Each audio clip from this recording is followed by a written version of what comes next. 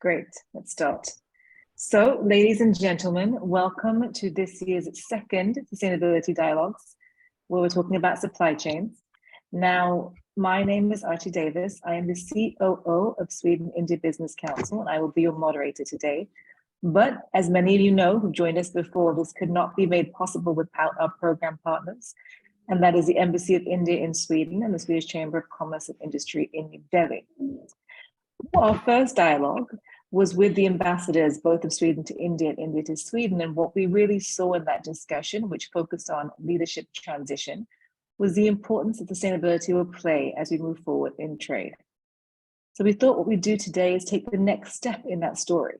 How do we make this happen? And that is supply chains, connecting everything everywhere. Now, the last 3 years have been somewhat of a unique, perfect storm, if you like, when it comes to the disruptions in supply chains. I'm sure many of you in the room today have had experiences of how supply chain disruptions have affected you, professionally or personally, but of course there are some that made international headlines. There were 300 ships, for example, idling off the coast of California, unable to make deliveries. While this was an issue for delivery management, it also caused huge air pollution issues for local communities. Now, one that's closer to home that I recall very well, December 2020, Christmas time, there were 3,000 trucks stuck in the UK trying to get into Europe to deliver goods, but could not because of COVID countrywide lockdowns. Now, there have been regulatory responses to this to create more flexibility in the system to avoid these disruptions in the future. Some of these will be short-term and probably as COVID recedes will no longer be in place. Some of these are long-term and will produce flexibility, resilience, and robustness into supply chain as we move forward. But regulation and policy, as many of you know, cannot be all that can be done to respond. Technology, new actors, digitization, innovation solutions need to be part of the discussion of how to create these robust, resilient systems. And of course, with the backdrop, as always, of our common Agenda 2030 goals, sustainability has to also be the focus of how these innovations are mainstreamed into a new system. I'm very happy to have amazing speakers with us today to unpack these discussions. I'll start with Vishwa Kumar Ananthakrishnan, Chief Purchasing Officer at Rista. Just wave your hand so that the audience can see you. Right. Thank you so much. We've got Aditya Chowdhury, Director of Sales and Smart Manufacturing at Hexagon. Pankaj Pandey, Technical and Supply Chain at XLIT. Hello. Amir Rashid, CEO and founder of CenterSource Technologies. And last but not least, our program partner. Very happy to have you with us today, Karan Dua from the Chamber of Commerce and Industry in New Delhi.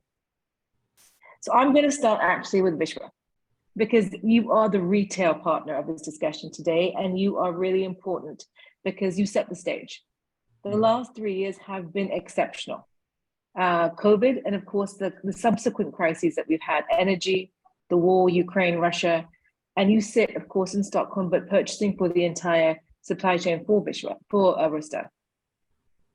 It'd be great to hear from you and to share with our audience, what have you seen in the last 3 years that are a little bit special from what's come before in terms of supply chain disruptions, which of course happen all the time? How has Rista responded, and what do you see as the core challenges as we move forward in terms of creating this robust, resilient, sustainable supply chain? Thank you, Davis. Thank you, Arti, for the question. As you rightly said, we are the leading low-price retailer in the Nordics, and we have a vision which is to be Europe's leading and most trusted low-price retailer. And I would like to underline the fact that we want to be both leading and trusted and low price. So we have sustainability as an integral part of our business. And then, as you described, I think we have gone through a pre-COVID, COVID, and post-COVID phase, along with all the economic uncertainties. And from being a retailer that has kind of overall control and responsibility of the value chain, because we kind of have full control of the value chain from where we produce, developing the range, producing the range, shipping it to our distribution center, and then from there, outbound flow to all the stores. We have a big responsibility over the value chain in terms of how we take care of the society and also the environment.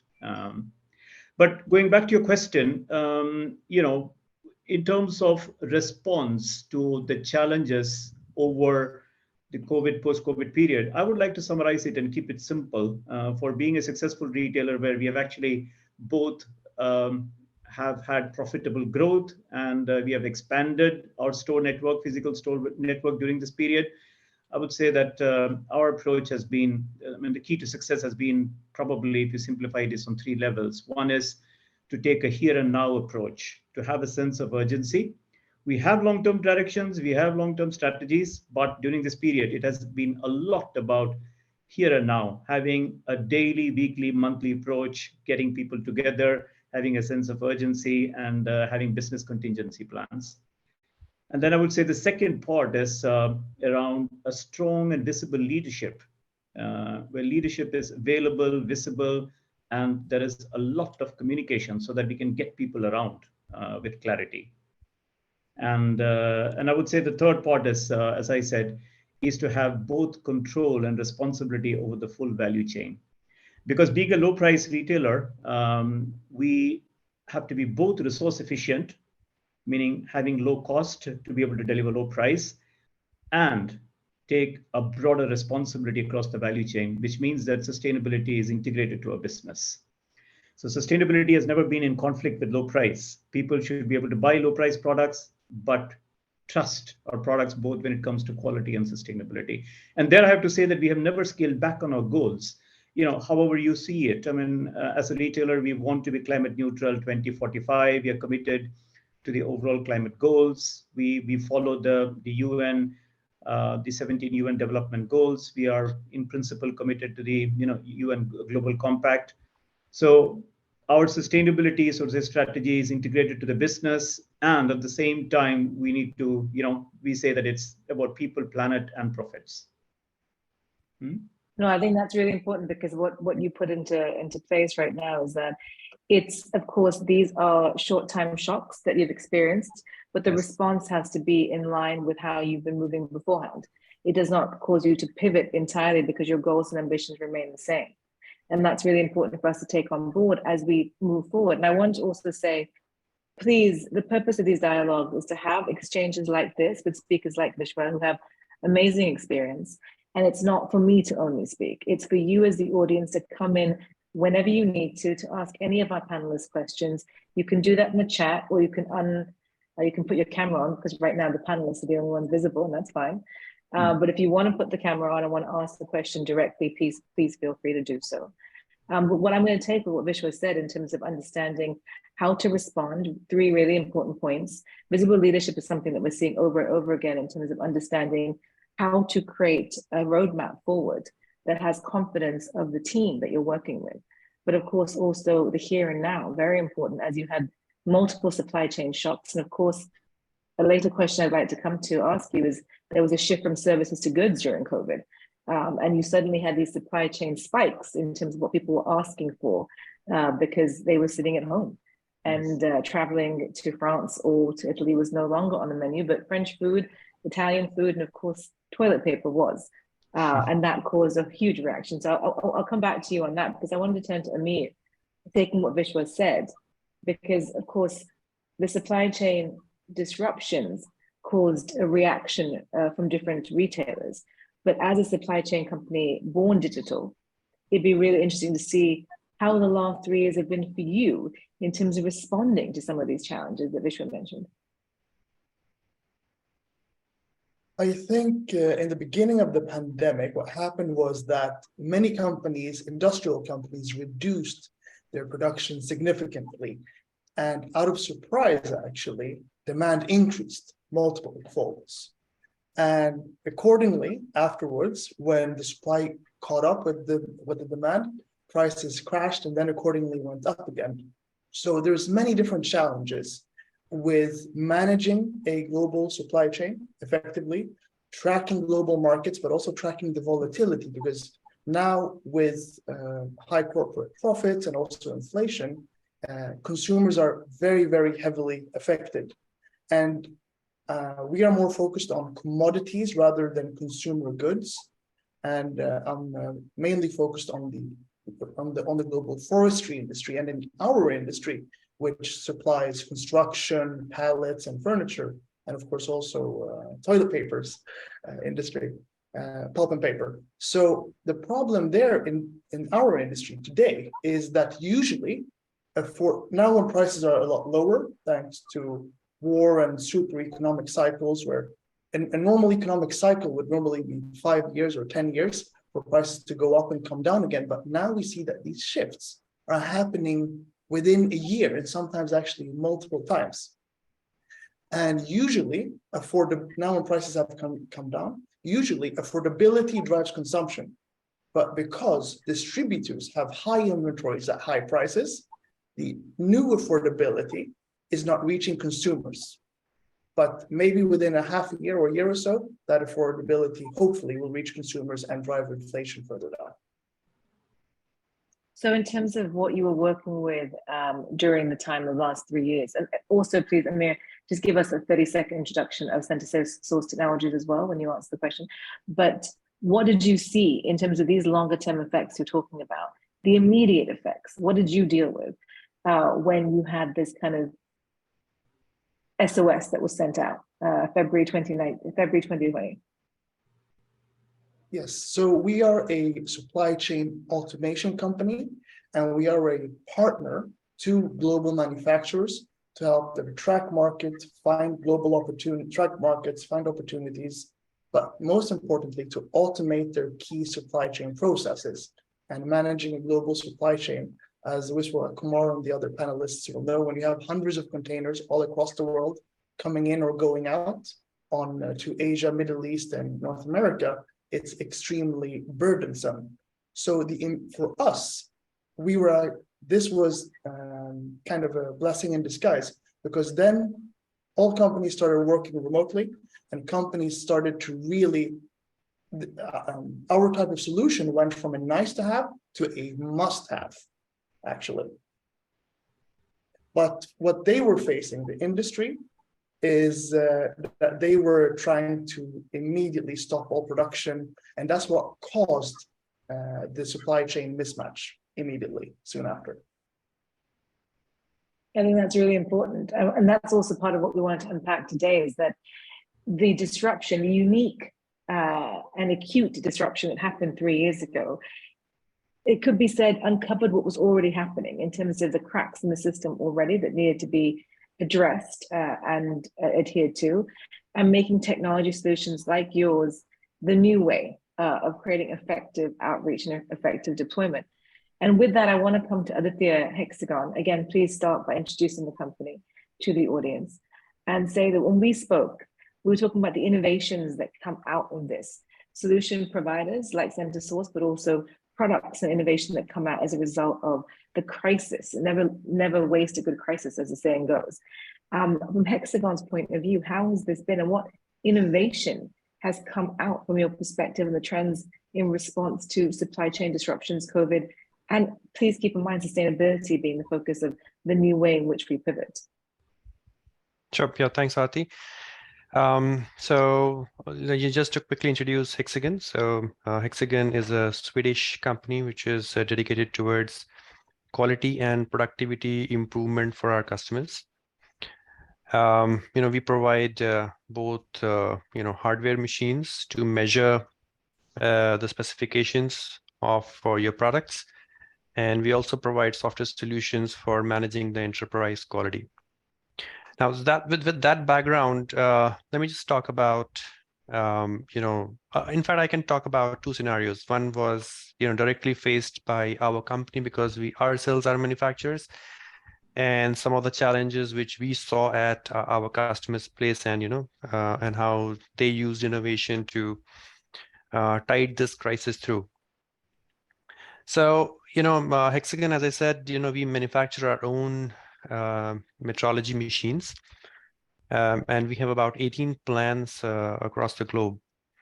So immediately, as soon as the lockdowns were announced across the world, there were shortages of parts, and the shortages for the microchips actually got elongated even when the ease down happened across the globe, but the chip shortage continued to remain. And the second challenge which we had was again on containers. I think both Vishwa and Amir spoke about the serious challenges with the container shortages. So Hexagon had to respond because we had a responsibility towards our customers, and I think this is where a lot of innovation was done in all the functions of our company. I'll start with product development.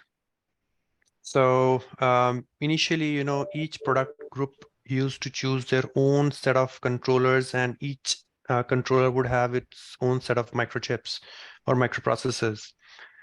So there was a decision taken at the highest level that we would now need to design controllers which are flexible across the machines.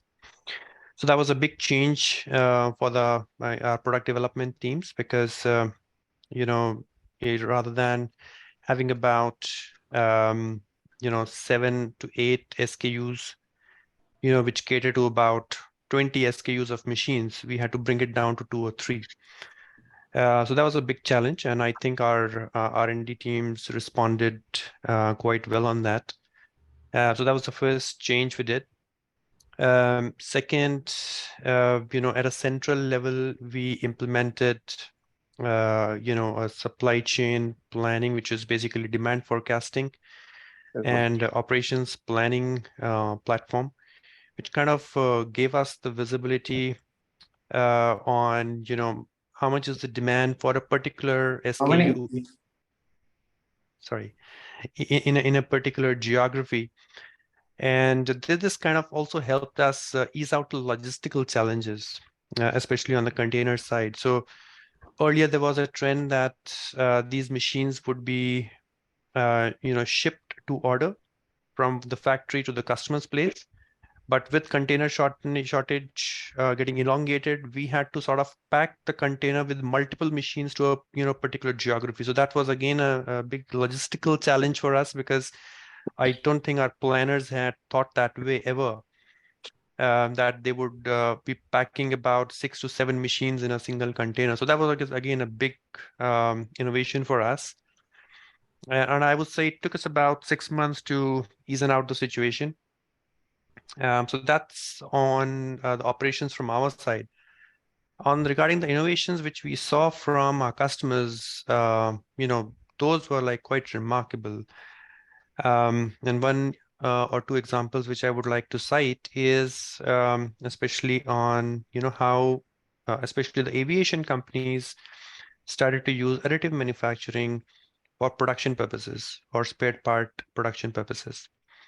Now, additive manufacturing processes have been around for close to 6 to 7 years now. And initially it was primarily used for prototyping purposes. Now, most of the manufacturers had,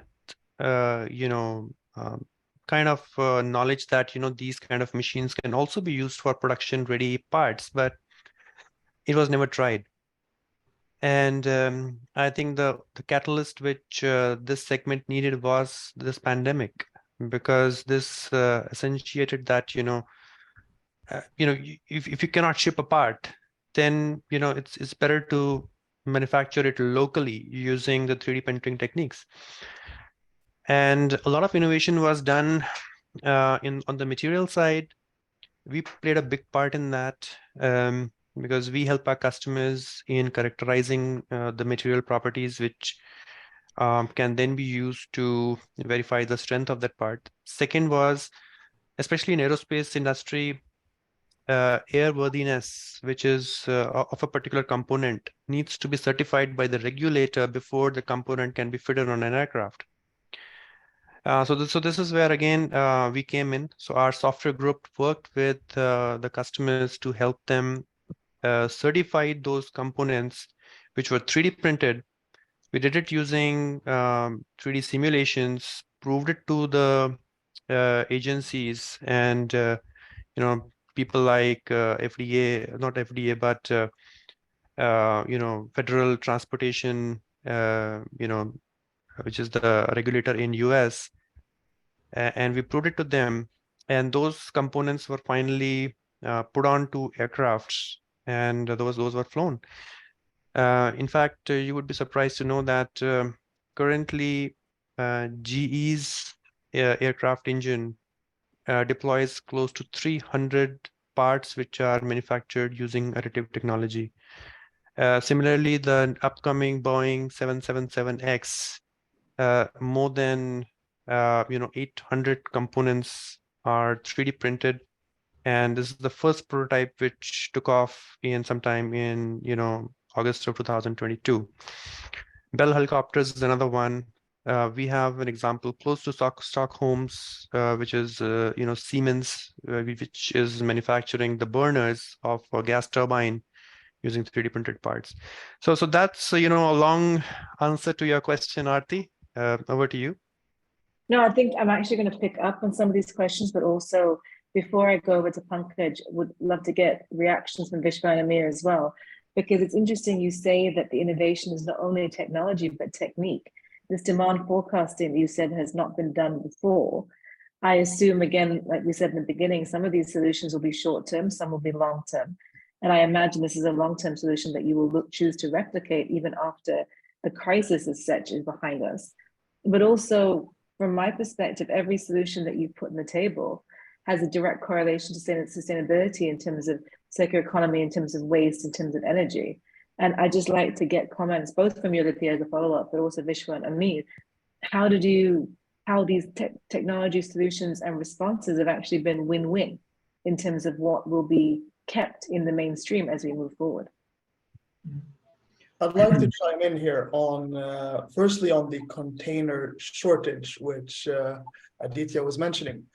For people that are not actively booking whole containers or 20 containers or 100 containers, you will not understand how crazy the situation actually was. There was literally a bidding war to book containers. And it got so bad, even in China, that containers were going for single containers for $10,000 to $20,000 each. And in China, they were actually saying, bring cash to the auction to pay. It was unheard of, and it was extremely stressful. So imagine if you're an industrial company and 70% of your sales are exports. Some things you can ship by break bulk, meaning like a big ship and you just load it directly onto the ship. But the majority of cargo today is containerized. And on top of that, if the price goes up, the container line might cancel your booking or say, we'll ship with you next week or next month. So supply chain planning was nearly impossible. And onto the sustainability aspect of it. Now, when the world has become much more aware of emissions and wants to reach these sustainability targets. And what's happening is, if we look, for example, on furniture, a lot of furniture is produced in Vietnam and China. To ship timber from Sweden or Finland all the way to China and then back again to sell it in a local warehouse here in IKEA, it just doesn't make sense. So nearshoring is becoming much more important. And also, on the topic of technology, this is something that I believe India is going to be a major leader in, because India had a hard lockdown. And when you're exporting cargo, you need to deliver something called shipping documents. And you can, and for layman terms, it's basically proof of ownership of the cargo and also the origin of it. And these are government and shipping line issued documents. And usually, or in 99% of cases, in most markets, they have to be physical documents. But India had a hard lockdown, one of a few countries. So that means with DHL and with these courier companies, they couldn't deliver these documents to importers. So India made a quick decision to allow digital copies of these documents until the originals could be delivered. And this is leading the way to something that is called electronic documents. And that is going to be a major game changer going forward, And that is something that I think we will discuss a little bit later as well. Vishwa, any comments from you on the container issues and of course demand forecasting, sustainability, and how to bring this all together? Yeah, specifically, of course, on the container issue. I mean, I just wanted to quote, one of the best examples that we had at Rusta.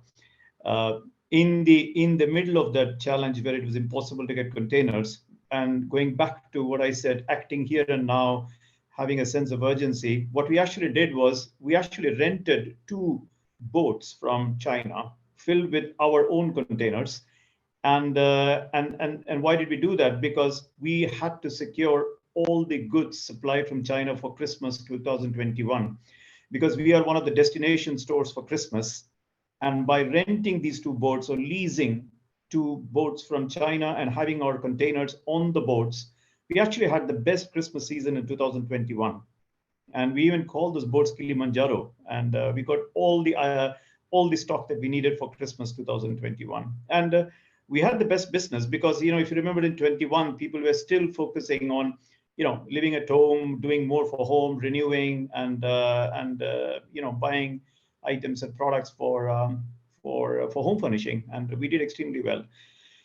But then going back to the bigger question, I think what Amir touched on in the beginning, from kind of nice to have, must to have. I mean, we as a retailer, when we have control over the value chain, right from product development, sourcing, manufacturing, distribution, and outbound flow to the stores, and having the stores, we actually realized that we had to do a quick transformation during the pandemic period, and the need for digital transformation was to have smooth connectivity across the value chain.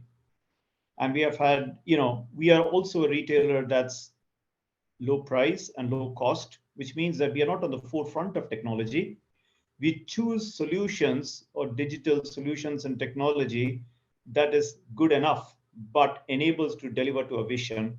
So specific examples, actually, we have deployed a PLM solution now, and that is to kind of create full transparency and full visibility for product development, sourcing, manufacturing, and getting all the high quality of master data that's needed. And this has happened during the last 1.5 years. We have also deployed a digital solution for supply planning, which covers, kind of inbound demand, outbound flow, and forecasting.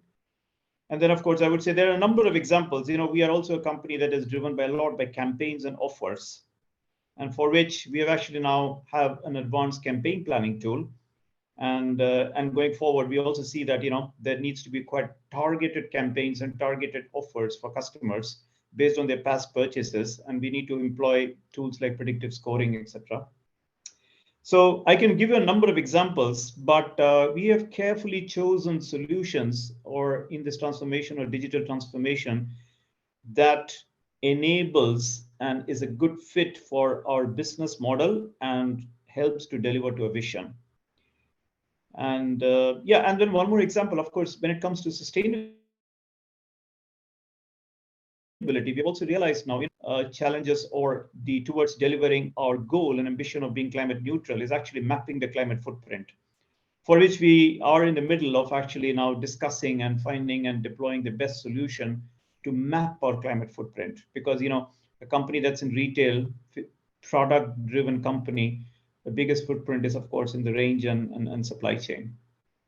So, I mean, you could see a number of examples to get full control on the value chain and to be able to, and these will stay, these are not like short-term solutions, but these will stay. And we see that this is enabling scalability and helping us to grow the business further. I think it's really important you say this, because I think the keywords you touched upon in terms of control, visibility, of course, and metrics becomes critical, of course, in a time of crisis like the supply chain for the last 3 years, but also allows us to have the ambition that companies like Rusta have in terms of being climate neutral and net zero by 2045. In order to do that, data will become critical, management, transparency, and trust from the customers as well, of course, from the manufacturer's side. And with that, all of this being discussed so far, I want to come to you, Pankaj, because you work with XIT, your footprint is global as well, providing solutions and dealing, of course, also with the challenges of the last 3 years, but working in some of the countries where there have been challenges ongoing, even before COVID. And one thing that's been touched upon in different ways is the response that countries have taken to try and ease the supply chain, to make it more flexible, to make it respond, to create resilience and robustness. Amir touched upon what's happening in India when it comes to the paperwork that we're famous for, and how to make that a little bit easier to get products where they need to be. From XIOT side, what have you seen in terms of the supply chain crisis in the last 3 years, but your response to it? And of course, I want to, and I'll ask the other panelists to come and comment on this as well, the way in which regulation and policy has actually been an enabler to take the next steps in terms of transition, ambition, and sustainability. Thank you, Arati, for giving me this opportunity to discuss about COVID and the challenges we had.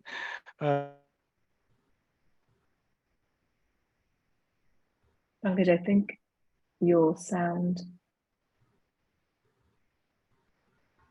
might be frozen.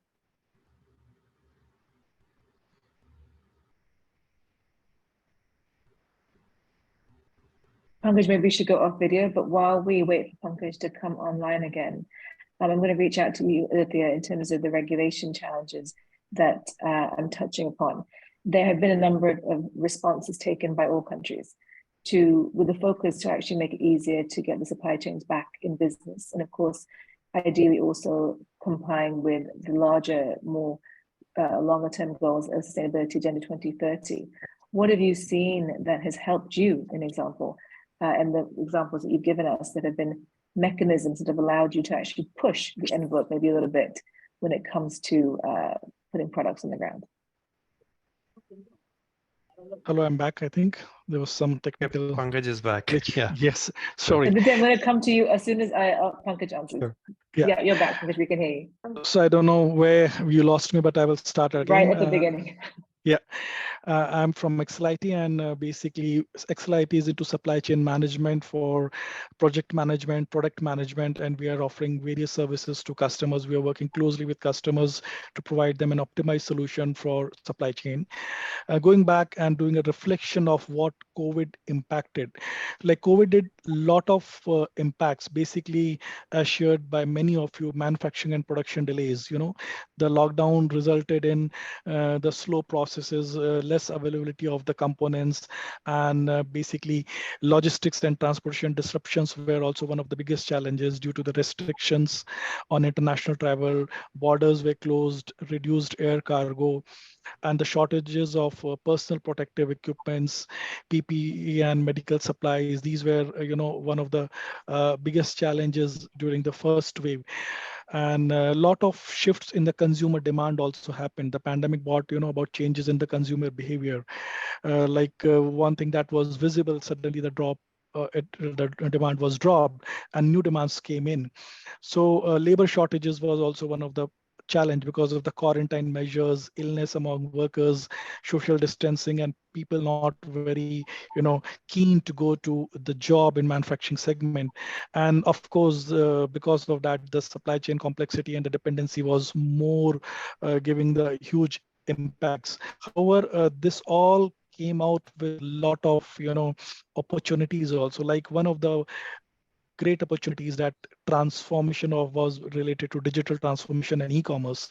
So the pandemic accelerated the shift towards the digital channels and e-commerce, and those companies which quickly adopted to the online sales and digital platform, e-payments, that led to the increased demand for the logistics and fulfillment of these services. Another segment which emerged was remote work and collaboration of tools. Zoom was one of the most popular at that time. People were not using Zoom or mainly such kind of collaborative tools. Then telemedicines and remote healthcare services also popped up. People were only with a typical traditional mindset to go to a doctor for healthcare services. Now those services were just launched by remote support. So we could see a lot of changes in the behavior and the pattern, and this also changed towards the sustainability and the green initiatives. The pandemic gave awareness about how the supply chain, the importance of sustainability. So if I see from Indian perspective, after the first wave, the localization started during the second wave, and very soon the medical sector and many things were developed, including the vaccination, PPE kits, and many healthcare equipments were localized. From XLIT perspective, we saw many challenges working with the customers, and even the customers had also a lot of challenge. Even the employees had challenge because once the lockdown was there, so many people don't, stay in metros. Many people work remotely also in small villages. So the data speed was a challenge, and then some telecom policy compliance was also a challenge. So those need to be resolved in such a way. And again, there was a huge fear of spreading of COVID from employees to employees and managing that work. So I think most of the things were, resolved by working closely, by a close coordination, by working closely with customers, by having regular meetings with customers, understanding their supply chain, the demand, what is the demand of it, and defining new strategies, which would be a short term to a long term, and finding alternatives of components. So from XLIT, like we have been working with IoT sector, which is Internet of Things and solar energy. And I would say that now IoT is moving in the right direction. And it holds immense potential. Like many industries, like paper, we talked about plastic, chemical, where monitoring and controlling of devices that was enabled through the IoT devices. So this helped them to monitor the output as well as control based on the requirements. We worked with dairy industries, and many such utilities came up which were not explored earlier. And we are working with solar energies, and combination of IoT and solar energy, I would say, is of a great significance. In India, the sun is in abundance. So this will really support the customers and people and small scale industries in the remote areas, and the cost could also be recaptured in 3 to 5 years of time. So Indian government is also playing a vital role along with Swedish government and supporting this from the future perspective. And we see a strong deployment of these products in remote places of village and small scale industries. So I would say supply chain has become more strong with backup and contingency plan, with experiencing of COVID, and localization is coming up. COVID gave us the understanding and the need of urgency and being fast to market to respond in most TTM time to market in a very fast way. And I would say I'm just going to come in because you mentioned dairy and solar. I think this is really interesting when it comes to localization. Could I ask you to provide an example of what that looked like when it came to dairy, for example? Because of course you've had this lockdown and you had this situation where movement was very limited between metros to tier 1, tier 2, tier 3. So it would be really interesting for the audience, I think, to put a face to this, to what localization and the supply chain pivot looked like, especially when it comes to the dairy sector, which is so huge in India, which is something that every family is accessing on a daily basis. Yeah. So one of the challenge with one of the customers of the dairy manufacturer was to get an update what is the consumer pattern demand happening and the distribution of milk and dairy products to the southern part of where we worked them and deployed this IoT solutions, wherein in the manufacturing unit they were able to monitor how much is the milk through the IoT devices, and that was being captured, and they were getting the live updates. What is the consumption pattern happening? What is the distribution happening? With that, I think the wastage earlier that was happening was quite reduced, and there was a significant amount of improvement in terms of, because milk is such a product, if you don't consume it within 24 to 48 hours, it gets sale. So that is how we deployed, and I think that worked really well with this industry. I think forecasting, of course, becomes a really big takeaway from the discussion in terms of how it's been a response to crisis, but it's allowed unpacking for security and control in terms of trust as well as we move forward. We have a question from the audience, PM. If you want to ask the question either in the chat, or if you want to go on camera and ask the question to any of the panelists. Not exactly a question. I would like to supplement to Pankaj Pandey. Myself, PMB, PM Balaji from Toshiba, Japan. And regarding the sustainability, I'm audible, guys? Yeah, Yes, you are you are. audible. We can Yes. hear you. Yes. Okay, right. So, I mean, regarding sustainability, I take it into only one word, it's like to survival. Basically, that's what, withstand. The actual literal meaning comes that. But okay, it is glorified as other means, and then we go up to 17 SDGs and all that, fine.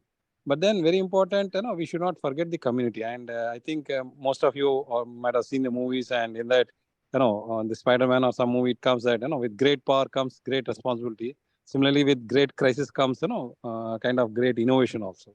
So basically, our company is into the tagline itself says leading innovation. But then we take the community along, and wherever in whichever country we are there, we see that the community grows, and with the community only we have to have our income. This revenue generation, all that. And very important, I see, and to supplement that, Indian government is coming forward with a lot of policies and to promote and what to say, and motivate the entrepreneurs and the next gen. Actually, they have to have an awareness about what exactly is actually we are going through. Like that's very important because business, money, and all that. Okay, it comes and go, but then very important is the next generation should be able to comprehend or forecast, how to take a crisis on and all that. So very important across maybe not leave it India, but then other countries all we need to train the next generation in whichever manner, like if you are able to train and bring them awareness, I think that's more than enough. Because for me, my philosophy, I feel that you want to take down a country, you go into the education system and do your thing and then finish, the whole country surrenders. The same thing, that is the powerful of power of this education. Similarly, what my feeling is that we have to now raise the awareness level to the next generation, maybe the young sustainable, young what I say, the supply chain managers or and all those guys, and we are able to see to that. And yeah, I really supplement what Pankaj was mentioning, and it's a great, like it's not a question, I just wanted to supplement my thoughts. No, thank you so much. I think what also we want to touch upon, and Aditya, I was going to follow up with that question. I think this sets the stage even further, is that there has been a response, of course, by industry and all stakeholders to create mechanisms for the future. But policy, when it comes to education, otherwise, has played a large role. Well, question is, has policy played a large role in doing this? Has it allowed you to push the envelope to create higher ambitions? Because there's been an opening on the policy regulatory ground.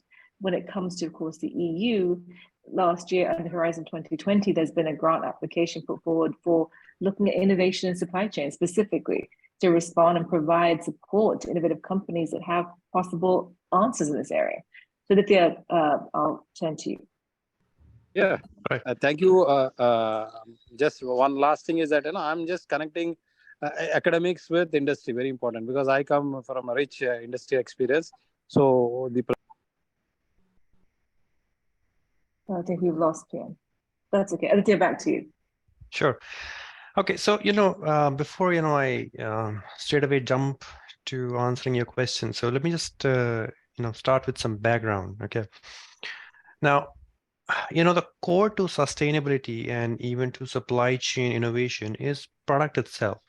Okay, so just to give you an example. Okay, so today the way product departments are tuned to thinking about a particular design is all tuned to traditional ways of manufacturing, which means that if a component has to be manufactured, the designer would think in terms of how this part is going to be forged, then formed, welded. He would always think about the traditional ways of thinking, right? Even when he's deciding on the design, he's not really leveraging the technology available to the designer today. In fact, they are just stuck in a time warp. Okay, so what I would say has really changed in the past 3 years is a total change in the outlook companies in terms of how they even design their products, which are more sustainable, and they're more sustainable even from the supply chain standpoint, right? Now, this is where we have worked a lot with our customers in two aspects. One is, on the material side, which means we are helping our customers to innovate on newer materials, materials they would have never thought can be used for a certain application. To give you an example, so all of you must have flown through aircrafts, right? And now these aircrafts have got these big engines which have got turbine blades, okay? And these are quite intricately shaped. Now, most of these blades are made of metal. Now, we work with GE in helping them to design these blades from a very different material. So this is a carbon fiber material, okay? Now, this helped them not only to reduce the weight of just the blades alone by 30%, increase the strength by almost 2 times, and we reduced the number of blades from 21 to 17. Okay, so and the most important part was that now we help the designers, since we gave them this power of new material. Now this new material can be 3D printed. Okay, now we also gave them the tools to even imagine that how can a whole part be constructed together rather than an assembly of things, right? So we came up with a very innovative design, which again is lightweight, and most importantly, can be 3D printed as one part. So which means that earlier they were sourcing these parts from 3-4 vendors, assembling it in their place. Now they just make that entire part in their place, which is much more efficient, first of all, as it goes into the main product. Second is it basically removes the challenges which customers are having on supply chain side, and it's definitely more sustainable, both on the product side as well as supply chain sustainability side. Okay.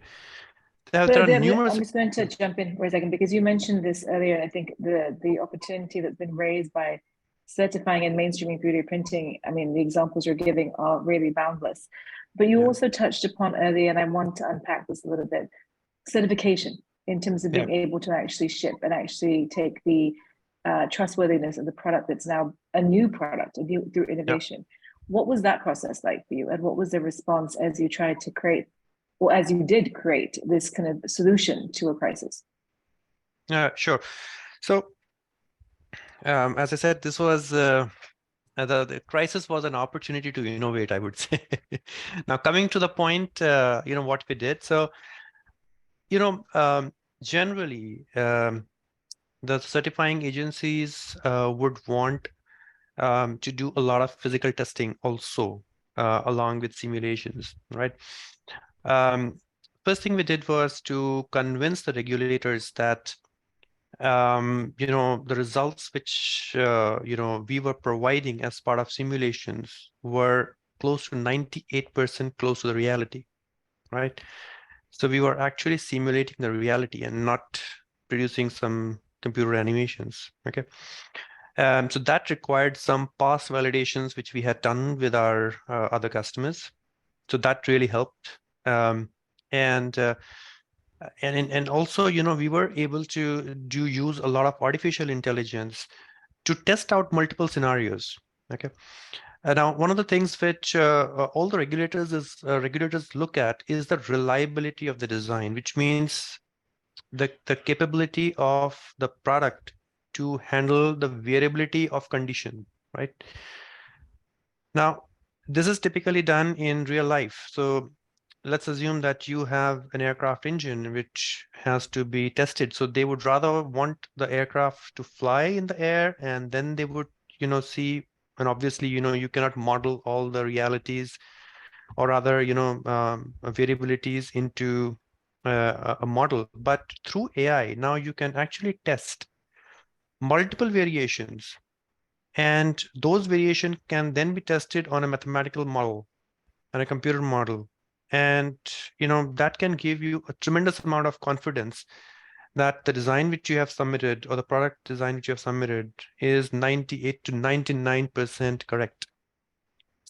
Third thing which we did was, since the manufacturing process was totally different and even regulators were not used to it, we had to do a lot of fundamental education for all the stakeholders to make them aware the new techniques, the new methods which we are using, and the advances which we have made in terms of mathematical formulations, which really helped us convince the regulators that this is something which is all foolproof, and they can take it on the value of the documents. I think this is interesting because, of course, this is not a discussion that's limited to supply chains.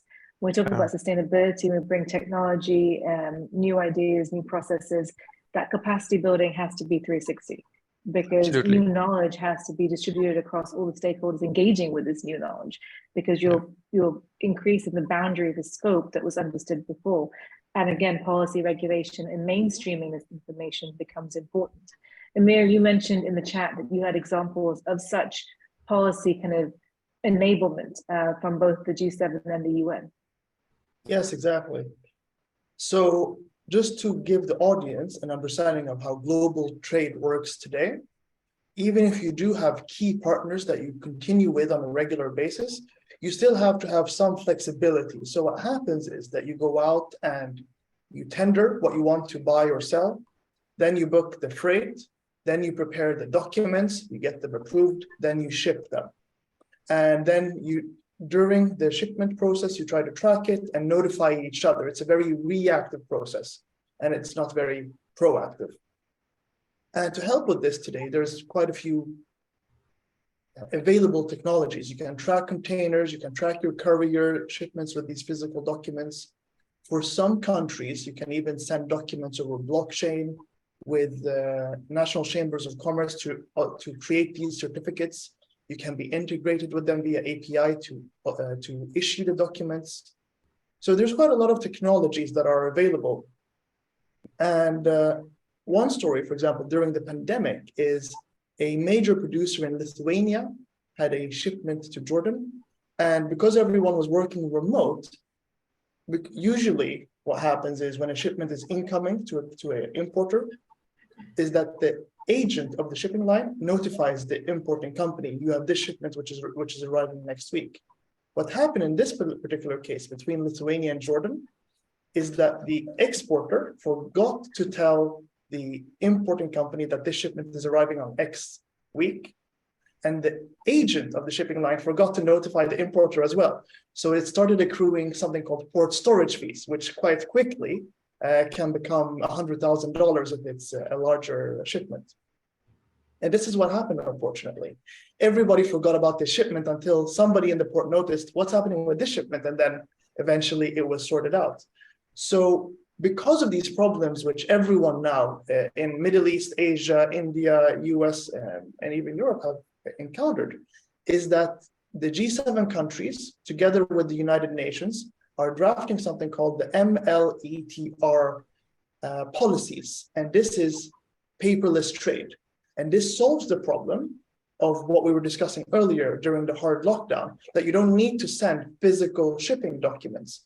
These documents can be electronically created in different ways and then transferred through different means of authentication. So the ownership is transferred so that you can validate that these documents are yours. And this is something which is happening quite quickly now. These are policies that two of the world's biggest economies, France and UK, have adopted. Egypt has adopted certain parts, similar parts of it, and they're digitizing it as well. It's the first country in the Middle East. But pretty quickly, this is going to become the norm, because the world's biggest container lines have all said that by 2030, all their documents or all their bill of ladings, which proves the ownership of the cargo, are going to be digital, 100%. And by 2027, if I'm not mistaken, it will already be 50%. So this technology, these policies are paving the way for very quick adoption. And this in itself is a major competitive advantage. And I believe that if Sweden and India actually adopt some of these technologies, it can actually significantly increase trade because it lowers the barriers incredibly. Thanks, Amir. Actually, before I turn to Karan, I want to give the last word in the panel to Vishwa, sitting in his position as Chief Purchasing Officer. You've had a lot of discussions here in terms of new technologies, new ideas, new products and processes that have come into fore as a result of crisis. And a number of them will likely, as Amir is saying, be picked up and stay.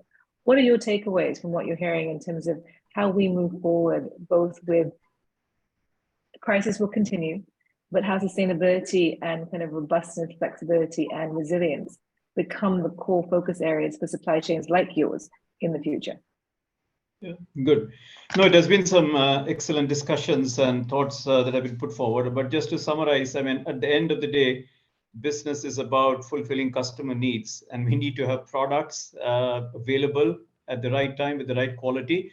And at the same time, we need to have a business that's it's sustainable. And for us, and you know, from what we have heard, there are a lot of technologies, policies, regulations coming forward, but to grow businesses and to be sustainable, it's also a lot of hands-on work. And to give you a couple of examples, I mean, we being in the retail industry, low price retail industry, and having the responsibility of the full value chain, for us, sustainability, of course, I mean, a lot is driven by policies and regulations, but we also do a lot of hands-on work, right, driving down from strategy to actual actions. So for example, you know, our sustainability actually actions covers the footprint starting from, you know, the materials in the product, the quality of the product, the durability in the product, how the product is manufactured, and how do we kind of ensure social and working conditions and animal welfare in the production value chain. Then out from there, sustainability in transportation, sustainability and energy savings in our office, in a distribution center, and in the stores.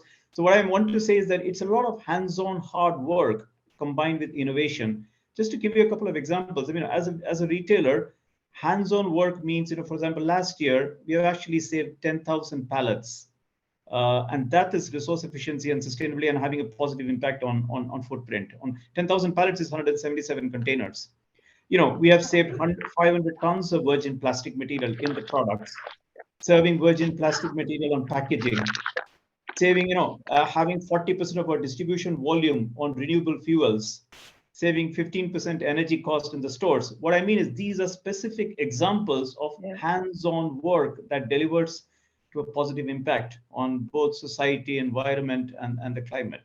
So I would like to summarize that it's strategy, it's a lot of hands-on execution combined with innovation and technology. Absolutely, there is no but, it's a question of and. We basically improve as we move forward, and all solutions, all innovation needs to come and work with the basic requirements, like you say, in the supply chain, which is hands-on, rolling your sleeves up, getting on the ground, and actually working with stakeholders to make them understand what needs to be done to get to these very lofty ideals that we have coming out of Brussels, and of course, where we want to be. And with that, we have 2 minutes, but I want to hand over to Karan from the Swedish Chamber of Commerce and Industry in New Delhi. Karan, I'd like you to close the session and of course invite everyone to our next dialogue. Over to you, Karan. Great. Thanks a lot, Aarti, for this conversation that you've moderated. And a big thanks to all the panelists, Pankaj, Aditya, Amir, and Vishwa, and for what you have highlighted today. It was very interesting to hear your thoughts, experiences, and the innovations that emerged as a result of this crisis. The pandemic, and we saw that the Ukraine-Russia conflict and the disruptions that continue to bring and the shockwaves that continue to bring to the supply chain networks. And we saw the challenges and the innovations that the companies had to innovate to address those challenges. But as you have already articulated, to never waste a good crisis. And I think the crisis led many to rethink and reinvent the supply chains and ensure that we did not let the crisis go to waste. We also saw that the sustainability became from an afterthought to a must-have in every part of the supply chain. We started becoming circular instead of linear, more digital and resilient as a result of the changes. I was also surprised when I was reading up and looking up on the supply chain and what's happened over the years, that it actually contributes to close to 60% of the global emissions, and that's quite a startling number. And it's, I think, all the more reason in the context of this conversation that sustainability is that, and it must be at the heart of this important industry. Recently, as many of you know, that the Ministry of Shipping in India had released the Green Port Guidelines to see how we can green the port operations, and how the shipping industry can move towards more sustainable way of doing business. So we have already heard that there's a lot that's already happening across sectors and industries, but we know there's a lot of work yet to be done. I just want to close by saying thank you once again for your thoughts and experiences and the input you've shared, and for all the audience as well for engaging and being a part of today's conversation. And thank you, Atif, for moderating it so well. It's a joy and a privilege to co-host these conversations, which we do on a regular basis. And we do hope that you'll continue to be a part of our future conversations that we will set up in the coming weeks and months, and more information will be available on our social media and other communication channels. If you do have a topic that you think you would like us to lift up, please do get in touch with us and share your comments and questions.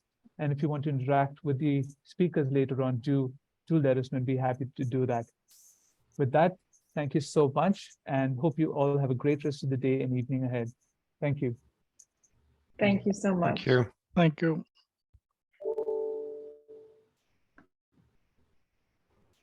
Thank you.